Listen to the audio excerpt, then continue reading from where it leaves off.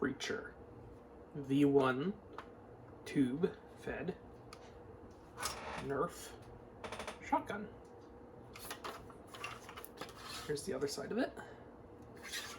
I think the aesthetics have been very nice. Really like how this thing looks. This right here is a shell viewing window for the chamber. Got this nice cheek rest on top. Looks like that. So, with this.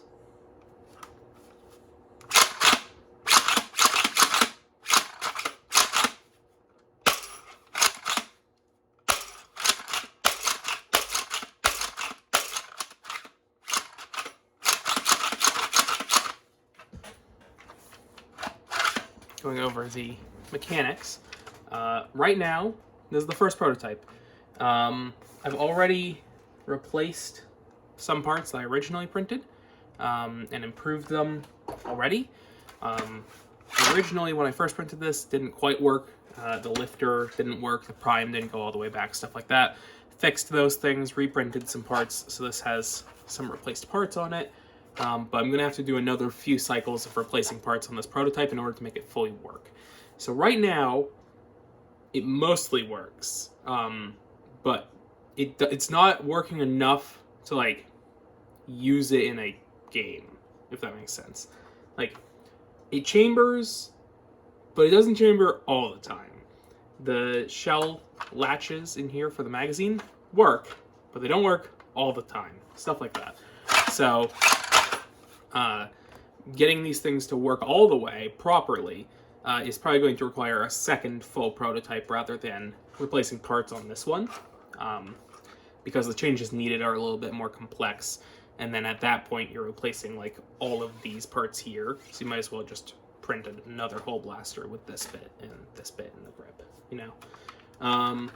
But that being said, this is the blaster. So you prime it back, and it has these printed priming bars, one on each side. And then you can see in there, each priming bar has a little lump on the bottom, which activates the shell lifters, which are these bits here, right here, and then on the other side, that orange thing there, which is this guy here. So that little black protrusion on the priming bar is what activates the shell stops, which are what hold shells into the magazine. So you can see here, got one here and one here, and this is the magazine follower here. The magazine follower, you can see there, the magazine tube is transparent, and the magazine follower has 3 drum springs on it, which are sort of like clock springs, I guess, where they're pulling the follower this direction. It is not a, it's not like a traditional coil spring that's pushing this direction, pushing this way. These are like flat springs looped up like clock springs, and it's pulling it this direction. So when I load this up, this is not the correct way to hold this to load it, but whatever. When I load this up, we've got this here. How am I gonna show you this properly? So we got shells, right? These are silly shells. And then you load them in like that. And you can see here, these are the springs. There's 3 of them. So there's one here, and then there's one, it's basically a triangle. So there's one here, there's one right here, and another right there. Kind of hard to see, but trust me, there's springs. And then you load this up. In this current configuration, this holds 4 shells. Like that. And then, so in this current orientation, or configuration, in this current configuration, this holds 4 shells. If you want to hold 5 shells or 6 shells, you just swap out the muzzle, and then this bottom lump here is longer, and that just fits more shells inside of it. So this is the base configuration of 4 shells. And you can see here, these are the magazine springs. So we got a spring here, again, a spring there, and a spring there. And the magazine tube is clear, so you can see your ammunition, which is neat. What do I want to go over next? Right, so the shell stops. They're activated by little lumps protruding off of the priming bars. You can kind of see one there sticking out, but there's also one on this one. And they're at different locations. So what you're going to see when I prime this is there's 2 shell stop arms.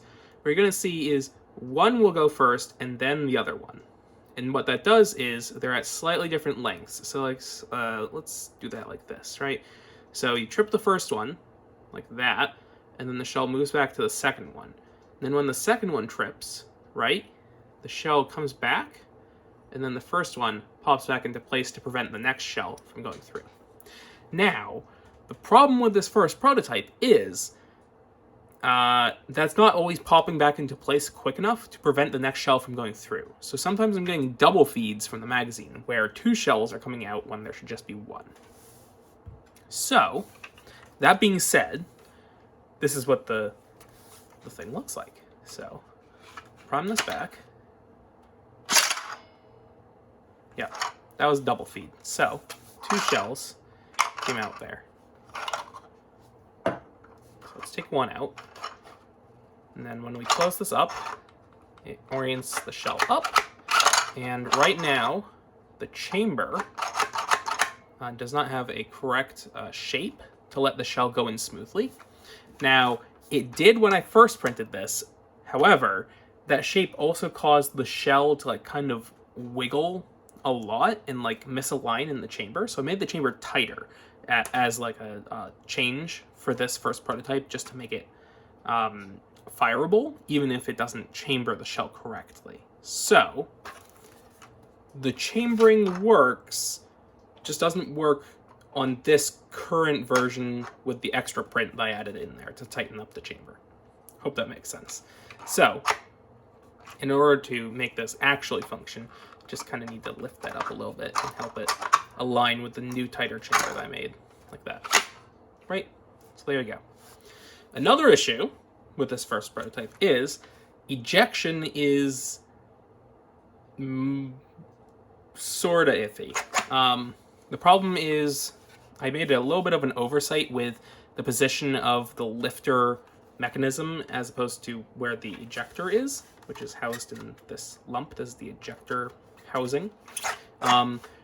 Basically right now the lifter and the ejector are like directly next to each other in the prime stroke, where I need the ejector to be a bit in front of the lifter so the shell fully ejects before the mechanism that lifts up and down the lifter gets activated by the bolt face.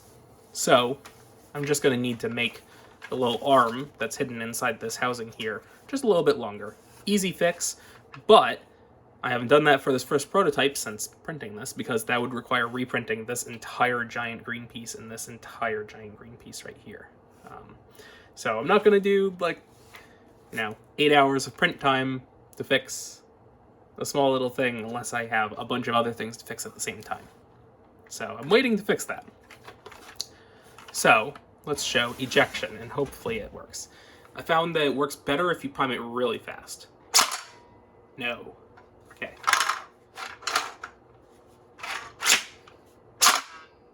No? Almost.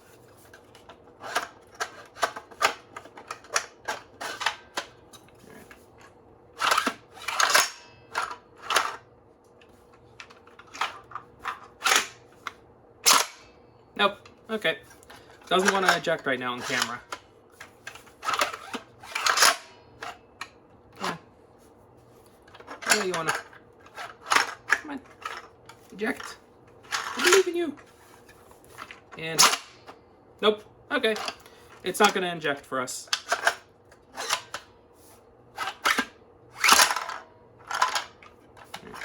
It is. Okay. Sorry that you can't see what I'm doing. Nope. Okay. Doesn't want to eject. Wah, wah. But I guess that's an adequate, not description, that's an adequate showcase of the issue that I need to fix. So there you go, documentation of troubleshooting. There you go. So, as I mentioned, the shell stops are these side arms, and they flip out like that, corresponding to the notches on these black priming bars. So this side's shell stop only pops out at the very, very rear of the priming stroke. So it pops out right here. Ooh. So you can see that. And then let me dump out these extra shells that have been piling up in there. The other one, which is this side, only does it near the start of the prime stroke. So we do this. There we go. So that one goes out. And then right now it's not being held out. It's only being held out right now by the shell right there. And you can see, I think that you can see, the shell is currently sitting on only one shell stop. You can see this one is on the rim of the shell. This one is blocking the shell. So this one will move out of the way next, and then this one will pop back into place to prevent the next shell in the magazine from coming out. So if we do that, you can see, like that, the next shell stop down here has popped into place to prevent the next shell from coming out. And then the top one goes back, bottom one flips out like that to put the next shell onto this one to prepare it for the next prime cycle. Oh, stuck shell. Oh. There we go. Hey! Maybe I can work that time. Which one? Oh. You had it that one time. Hey. Oh, that went in.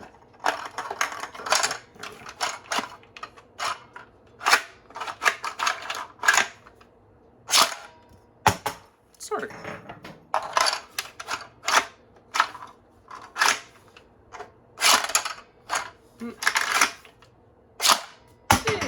There we go. So it does eject, it just doesn't eject well. So this is all stuff that's very, to be expected on first prototypes. This is all stuff that I expected to have to fix when I printed this. And now it's just a matter of making a list of all the problems and then working down the list and fixing things one at a time until I'm ready for another full prototype, and then try out all the things. So I think that that's all the things that I had to go over in this video. Is it? Let me double check, I think. What else do I need to mention? I already mentioned that this is a chamber window. People are going to ask about holding an extra shell on the lifter. So on some shotguns, real steel shotguns, you can have the certain amount in the tube, you can have an extra sitting on the lifter, and you can have one in the chamber. On this blaster, you cannot. The lifter is in like an upwards position at its resting state, so there's no extra shell sitting on that. So what you can do is you can have 4 in the tube and 1 sitting in the chamber. So you can have 1 bonus shell sitting up here, like that, and then you can load 4 down here.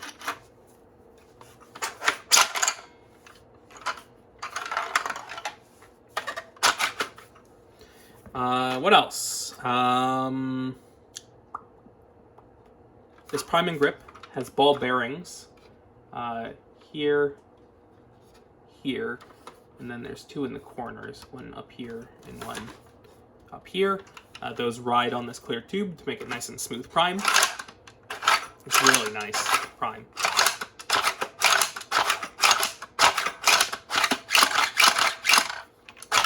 People are going to ask me what spring I have in this right now. This is a piece of Talon Claw length 788 spring.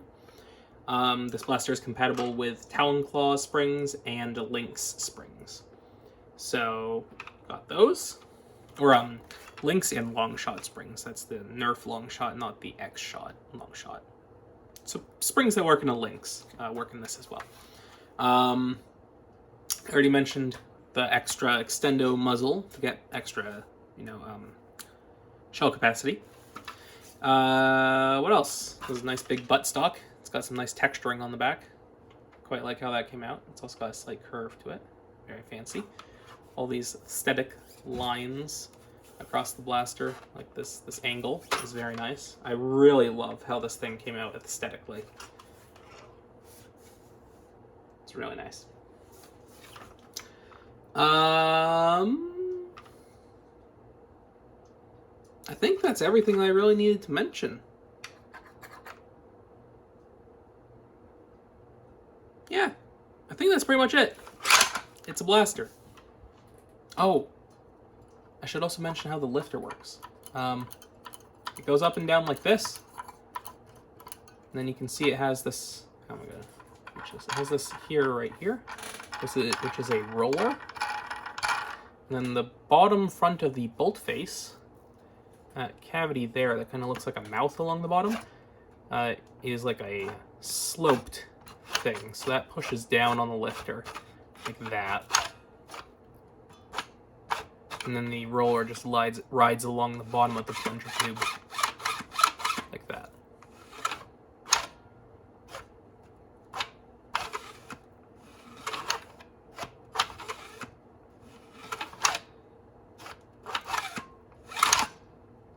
So there are springs pushing the lifter into this downwards position.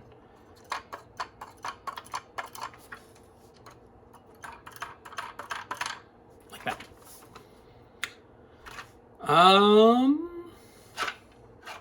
Yeah. I think that's pretty much all that I have to say about this. I hope you enjoyed the rambling.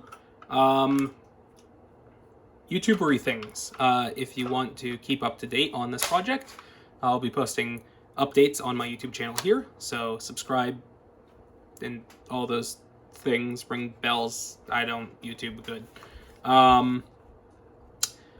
If you want to help support this sort of work, I do have a Patreon, and I also have a Buy Me a Coffee, where you can send donations. I do try to post like some behind the scenes stuff there, but generally anything that I would normally, when most other creators are doing like this sort of thing and they keep some behind the scenes things to show it to just people that pay, I don't like doing that. I want to show it to everybody. So most of the time, everything's just already out there, and I just, you don't really get that much for signing up. But I appreciate it.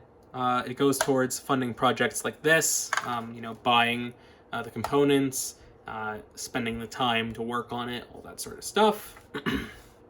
And I do post some like beta test requests. I do some polls, stuff like that on my Patreon. So if you want to support this stuff, Patreon, it's there for you. If you want to keep up to date, subscribe, like the video, all that baloney. But in general, I hope you like the blaster. And I'll try and do some more regular updates on this as I, solve each individual problem. It should be nice.